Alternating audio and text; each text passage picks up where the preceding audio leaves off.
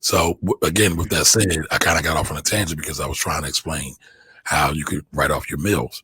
So again, if I met with somebody who, was going to connect me with other people that might need contacts, I can take them to dinner or lunch. I can write off a portion of that bill. Actually, the IRS has had a change for meals.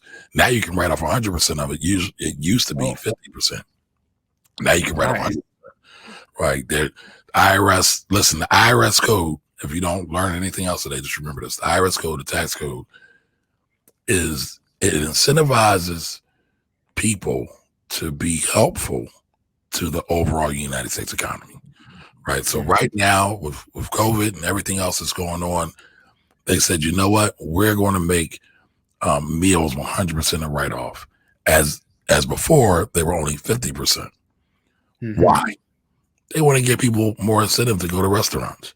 They want it because the restaurant industry is hurting. If the restaurant industry falls any harder, you're going to have more layoffs. So they're trying to incentivize folks to kind of protect that industry to a certain degree. And so just be aware of that. Just be aware of that. But again, you can write off things like meals. If you're giving your passengers water or candy or, some kind of favor. Like I also know some people would do like these guides around town, and they would actually have them printed up and give them to them with their number on the inside of them, so they can call them back when they needed a ride. Right? It was marketing for them. You can write that off. You can write that off.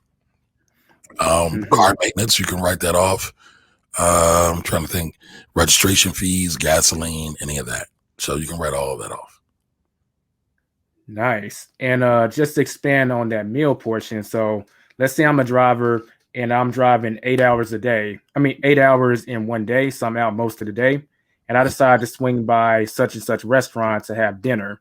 Like that meal is technically I'm out working. So does that qualify as a deduction from a meal perspective too? Technically, no, because it's supposed to be for the benefit of the business.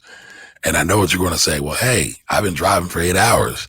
If I don't eat, I'm going to crash. That's for benefit. But you would have had to eat that anyway, right? So you got to be able to show. You got to be able to show that it was a real ordinary and necessary cost for the business for it to be a legitimate write-off. Nice, because there are some misconceptions that float around in the gig economy, and Yes. that's one of them.